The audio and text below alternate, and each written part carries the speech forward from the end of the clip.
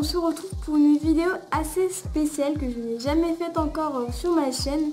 C'est une vidéo qui va parler un petit peu des éco-gestes. Donc je vais, ça va être en plusieurs parties. Voilà, cette vidéo va être coupée en plein de petites parties. Donc tout d'abord je vais faire une petite introduction sur la nature, les animaux, etc. et pourquoi on a besoin de faire des éco-gestes. Donc nos ressources déjà, on sait qu'elles sont limitées de plus en plus. Peut-être que plus tard on n'aura plus de pétrole, on aura peut-être plus d'eau. Aussi on va parler un peu de la biodiversité. C'est aussi important de préserver la nature, les plantes, etc. Car exemple, quand on est malade, on prend souvent des médicaments. Et ces médicaments, il y en a énormément qui sont faits à base de plantes. Peut-être de fleurs ou de feuilles, etc. Et on en a besoin pour être soigné. Si demain il y a plus plein de types de plantes alors qu'on en a besoin, on ne pourra plus fabriquer ces médicaments et on ne pourra plus tout simplement se soigner et on sera malade et voilà, on ne sait pas ce qui nous attend demain. C'est pour ça qu'il faut aussi préserver la nature car c'est très important. Alors bien sûr, troisième chose, la nature ça comprend aussi les animaux. Dans la vie des animaux, on va dire qu'il y a un équilibre. C'est un animal en mangeant qui va être mangé par un autre, qui sera mangé encore par un autre.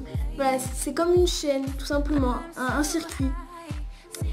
Et donc si par exemple, demain il y a une voie d'extinction d'un animal qui se trouve au milieu de ce circuit, de cette chaîne, eh bien ça va complètement bouleverser tout l'équilibre des animaux, tout simplement. Et c'est vraiment très grave.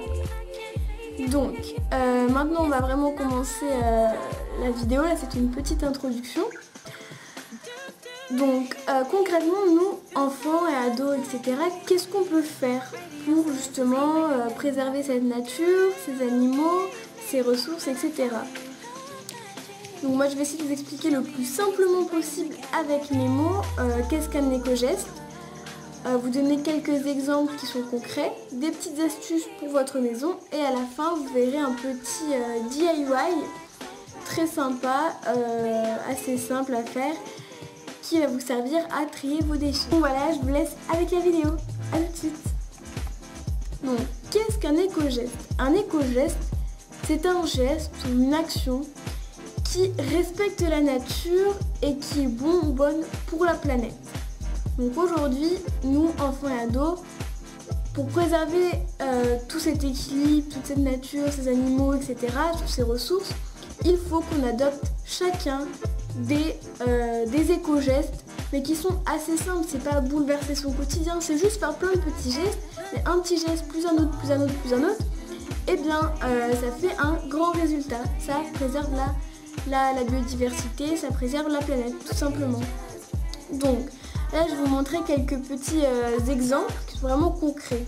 Donc, exemple, un pot de yaourt à la fraise, imaginons, ça peut parcourir jusqu'à 9000 km si on prend en compte le trajet donc,